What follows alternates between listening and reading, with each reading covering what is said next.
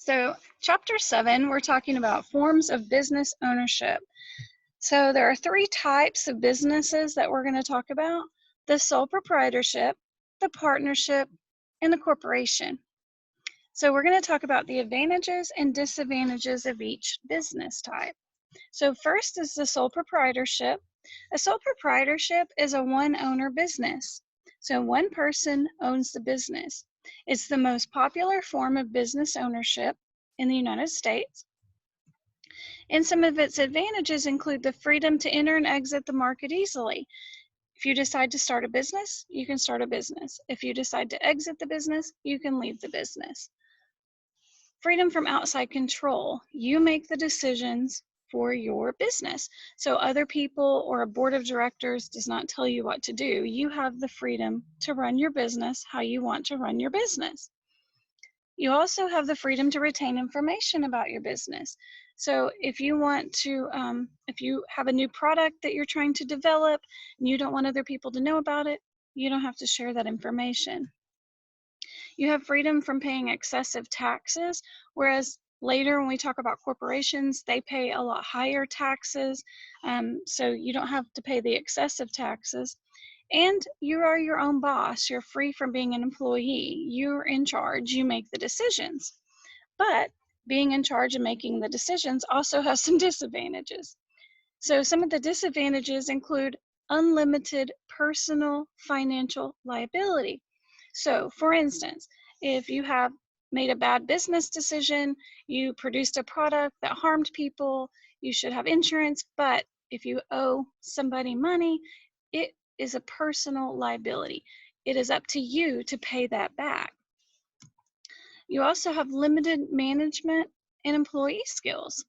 So if there's a skill set that you do not have and you are the owner of the business and you need to have that, then either you have to learn how to do the skill set or you have to hire somebody that has those skills. Another thing is limited life with a sole proprietorship. If you own the business, there will come a time when hopefully you'll want to retire and not expire. But even if you expire, then obviously your business is gone because you're not there to run the business. And if you want to retire, then you're either going to need to sell your business or close your business. So a sole proprietorship has a limited life expectancy. And there's a limited availability of money. Most people that open a sole proprietorship do not have an unlimited supply of money for product development and other things. So you do have limited availability. So the next type of business is the partnership. A partnership is a business with two or more owners, and it's the least popular form of business ownership. And there are several reasons for that. Let's talk about the questions you need to ask. If you're going to enter a partnership, you need to know who are the partners involved. Who are you going into business with? What is each partner responsible for? What are you responsible to do in this partnership? You need to know how are the profits going to be divided? Also, how is the liability going to be divided? You also need to ask, how may a partner withdraw from the partnership? You don't want to do the business anymore, or your partner doesn't want to be in the business anymore. How do you withdraw from the partnership? And how can the partnership be dissolved? Maybe you want to lose your partner. That doesn't sound right. Maybe you want to go into a sole proprietorship and you want to buy out your partner or whatever. So how can this partnership be dissolved? So some advantages of having a partnership is you do have greater management skills. There are more people involved, so the skill sets are greater. You have greater retention of competent employees sometimes if you have a partnership. You have greater sources of financing because there's more than one person that is financially responsible and putting into the business. You do still have ease of formation and freedom to manage the business. But some disadvantages of partnership include, again, unlimited personal financial liability. Depending on, there are different types of partnerships. If you're a limited partner, then you're only limited to a certain amount of financial liability. But if you are general partners, then both of you have unlimited personal financial liability. Partnership, again, is an uncertain lifespan because you don't know what the other partner may want or you may want. Sometimes there are conflicts between partners. So in a limited partnership, there's at least one general partner. That means there is one person who is responsible unlimitedly for unlimited financial responsibility for this business. So that general partner has an unlimited personal financial liability, which means they are responsible still financially for the business. The general partner, makes most of the business decisions. In a limited partnership, if you're a limited partner, you share in the profits to a certain extent. You don't usually have any management responsibilities, and your personal financial liability is limited to the amount of what you invest into the business. So in Scripture, it talks about making partnerships, and one of those things in Scripture that it talks about is not being unequally yoked with someone that's a non-believer or someone that doesn't believe and see business the way you do. Another thing about in Scripture, it talks about surety, not putting up a bond for someone else, so not taking on someone else's debt. So you have to be very careful if you decide to form a partnership as to who you're going to partner with, what their worldview is and their beliefs, and also what kind of financial liability are you going to be involved in this partnership. So if you're a surety for someone, you are becoming security for or pledging to undertake someone else's debt. So if you're a general partner, then you're taking it upon yourself to take care of this debt, if there is a debt. The last type of business ownership is incorporation. In a corporation, the business itself is its own organization. It's independent of and separate from the owners, which is kind of an interesting thought. People actually own the corporation, but the corporation itself is the business.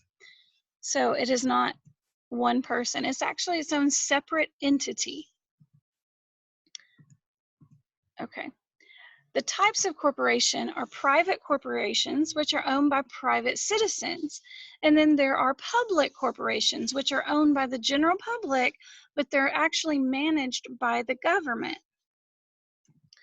So some examples of public corporations, Amtrak, for instance, the train company, is a public corporation.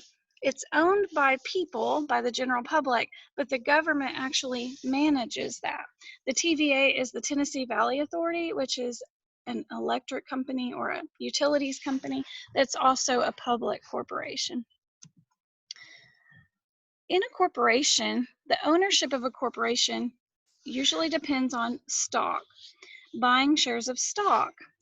A stock is how much, oops, let me go back, sorry. A stock is how much you own of a business. So when people buy stock, they buy into a business. So if you, and it depends on how many shares of stock a company issues as to how much each share is worth as far as the ownership of the business. So if somebody issues 100 shares of stock, a business issues 100 shares of stock, and you own 25 shares out of the 100, then you would own a fourth of the business. So buying shares of stock is how the ownership is determined in a corporation. Some advantages of corporations include limited personal financial liability of the stockholders. So in this case, usually what the money, what you're out is the money that you use to purchase the stock.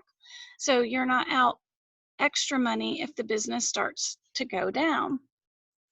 Another advantage is usually there's experienced management and you have specialized employees because you have a lot of different owners to this corporation, so you have a larger pool to draw from. Usually in a corporation, there's a continuous lifespan because it's changing and the owners are changing, so it has a continuous life. there's also, it's easier to raise money in a business that issues, stock, because you can raise financial capital. You can issue more shares of stock, or you can sell shares of stock um, to make the money. Some disadvantages, though, of corporations include higher taxes, which we've already kind of discussed before. And on the higher taxes, corporations pay something called a corporate tax, but they also pay taxes on dividends. So any extra money that is made, then they pay taxes on that. There are greater governmental regulations in a corporation. So there are a lot of laws and a lot of financial keeping and a lot of bookkeeping and forms and reporting that have to go into the government. There's also a lack of secrecy in a corporation. So if you have a lot of people running a corporation or owning a corporation, they have to be transparent about the business operations. So you can't really keep a secret very well. And a corporation sometimes is so large, it's very impersonal. You may have 100 owners from different parts of the world, and you don't even know each other. It's very impersonal in that way. And then something also about incorporation or corporations in general is the rigidity, which means there is a certain way to do things. There's not flexibility because you have so many people that you have to run this by, or owners or board of directors, that it's really difficult to get anything done, and it's sometimes very slow to get things done. And there are a couple other types of corporations. The one I want to hit on real quick, though, is the limited liability company, or the LLC. A lot of people that start a sole proprietorship or start a partnership will open a limited liability company, or it's also called an LLC. An LLC is just that. It gives you limited liability. It's kind of like an insurance for certain businesses, but there are also lots of regulations on that. Okay, so to recap, we have 3 forms of business ownership: the sole proprietorship, the partnership, and the corporation. So good luck on your test tomorrow.